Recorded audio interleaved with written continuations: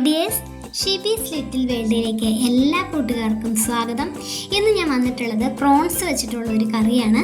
Prawns മോളി എന്നാണ് ഞാനതിന് പേരിട്ടിരിക്കുന്നത്. അപ്പോൾ അതിനായിട്ട് 500 ഗ്രാം പ്രോൺസ് എടുത്ത് വൃത്തിയാക്കി വെച്ചിട്ടുണ്ട്. ഇത് അല്പം വലിപ്പമുള്ള ചെമ്മീനാണേ.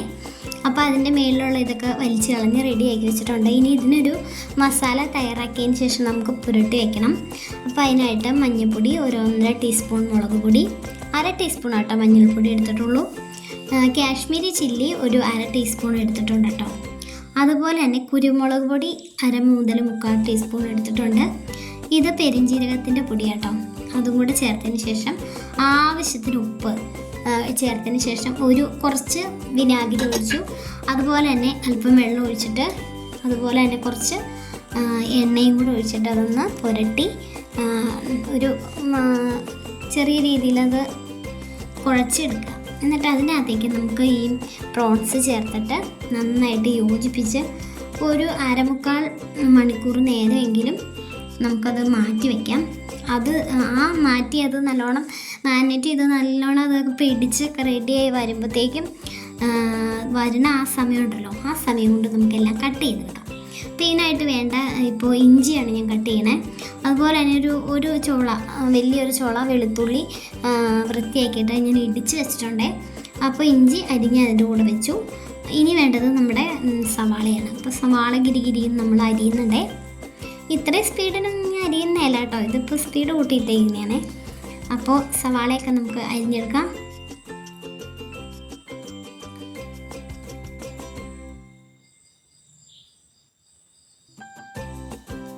ഇത് വളരെ നല്ലൊരു ടേസ്റ്റുള്ള കറി കേട്ടോ.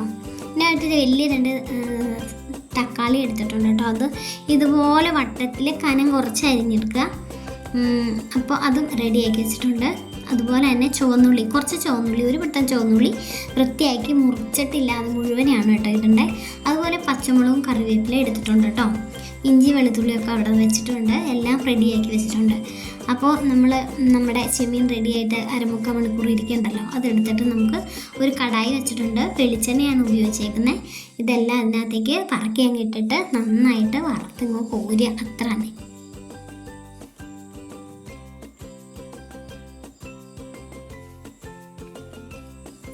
ചെമ്മീനായതുകൊണ്ട് തന്നെ പെട്ടെന്ന് ഫ്രൈ ആവും കേട്ടോ.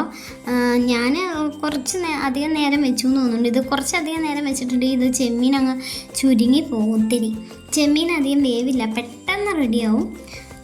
അപ്പോൾ ഇത് ഇച്ചിരി കുറച്ച് ഫ്രൈ ആയി പോയിട്ടോ. നിങ്ങൾക്ക് ഇത്രയും ഫ്രൈ ഒന്നും ആക്കേണ്ട കാര്യമില്ല. ചെമ്മീൻ അത്യാവശ്യം അപ്പുറം ഇപ്പുറമൊക്കെ ഒന്ന് മുരിഞ്ഞ് കിട്ടിയാൽ മതിയേ. നമ്മൾ സാധാരണ മീൻ വറക്കണ പോലെ അങ്ങോട്ട് മുരിഞ്ഞ് പോയിട്ടോ. ഇത്രയും മുരിക്കേണ്ട ആവശ്യമില്ല കേട്ടോ. അപ്പോൾ നമ്മൾ ഈ കടായി എടുത്തേക്കണ എന്നാന്ന് വെച്ചിട്ടുണ്ടെങ്കിൽ നമുക്ക് ഈ എണ്ണയിൽ തന്നെ ബാക്കി കാര്യങ്ങളൊക്കെ റെഡിയാക്കി എടുക്കാമല്ലോ എന്ന് വിചാരിച്ചിട്ടാണ് ഞാനത് കോരി എടുത്തിട്ടുണ്ട്. ചെമ്മീനെല്ലാം റെഡി ആയിട്ടുണ്ട്.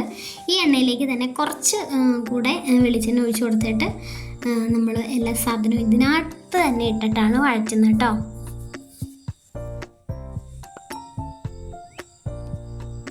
അപ്പോൾ ഞാൻ കടുകും ഉലുവയും ചേർത്ത് കൊടുത്തിട്ടുണ്ട്. അത് പൊട്ടട്ടെ, അവിടെ കിടന്ന് പൊട്ടിക്കഴിഞ്ഞു. ഇനി നമുക്ക് ഓരോന്ന് ചേർത്ത് കൊടുക്കാം. ചതച്ച് വെച്ച ഇഞ്ചി വെളുത്തുള്ളി അങ്ങ് ഇട്ടിട്ടുണ്ട് കേട്ടോ. നന്നായിട്ട് ഇളക്കി യോജിപ്പിച്ച് അങ്ങ് വരുമ്പോഴത്തേനും നമ്മുടെ ആ ചുവന്നുള്ളി അങ്ങോട്ട് ഇട്ട് കൊടുക്കണം. മുഴുവനെ തന്നെ ഇട്ടിട്ടേക്കണേ. കറി റെഡിയായി വരുമ്പോഴത്തേനും അപാര ടേസ്റ്റ് ആട്ടോ ഈ ചുവന്നുള്ളിക്ക്. ഇനി ഇതേ പച്ചമുളക് കൂടി ഇട്ട് കൊടുത്തു. ഇതിനകത്ത് വേറെ ഒരു മുളക് ഇനി ചേർക്കുന്നില്ല കേട്ടോ.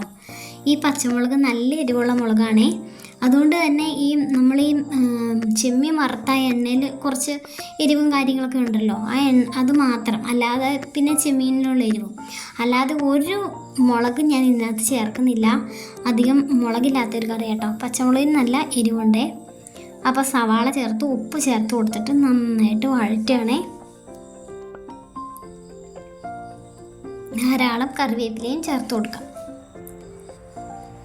അപ്പോൾ ഇതൊന്ന് മൂടി വെച്ച് ഒന്ന് വഴന്ന് വരട്ടെ. ഇതാ വഴന്ന് റെഡിയായി വന്നിട്ടുണ്ട് കേട്ടോ. നല്ല ചുമന്ന കളറിൽ വന്നിട്ടുണ്ട്. അപ്പോൾ ചെമ്മീൻ വറുത്ത എണ്ണ ആയതുകൊണ്ട് പ്രത്യേകിച്ചൊരു കളറുണ്ടാവും. ഇനി നമുക്കിതിൻ്റെ മുകളിലേക്ക് നമ്മുടെ തക്കാളികൾ നിരത്തി വെച്ച് കൊടുക്കണേ. ഒരു ഭംഗിയാണ്. ഈ തക്കാളിയൊക്കെ ചേർന്ന് കഴിയുമ്പോൾ നല്ല കളറായി വരുവേ.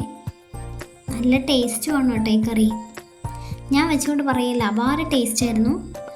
നിങ്ങളെല്ലാവരും ഉണ്ടാക്കി നോക്കണേ ഈ പ്രോൺസ് മോളി. ഞാനിതിന് പ്രോൺസ് മോളി എന്ന് പേരിട്ടേക്കുന്നത്. ഫിഷ് മോളിയൊക്കെ ഇല്ലേ, ആ ഒരു പേര് കടയെടുത്തിട്ടാണ് ഞാൻ പ്രോൺസ് മോളി എന്ന് ഇട്ടേക്കുന്നത് കേട്ടോ. നിങ്ങൾക്ക് ഇഷ്ടപ്പെട്ടാൽ ഇത് കമൻറ്റ് ചെയ്യണേ. അതുപോലെ തന്നെ എൻ്റെ വീഡിയോ കണ്ടുകൊണ്ടിരിക്കുന്നവരെ ഒന്ന് സബ്സ്ക്രൈബ് ചെയ്ത് സഹായിക്കണേ.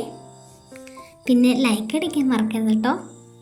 അപ്പോൾ തേങ്ങാപ്പാൽ എടുത്ത് വെച്ചിട്ടുണ്ടായിരുന്നു. അതിൻ്റെ 2ാം പാൽ ഞാൻ അതിനകത്തേക്ക് അങ്ങ് ചേർത്ത് കൊടുത്തു. കാരണം നമുക്ക് ഈ കറിക്ക് കുറച്ച് ചാറ് വേണം, അതിനാണ് കേട്ടോ.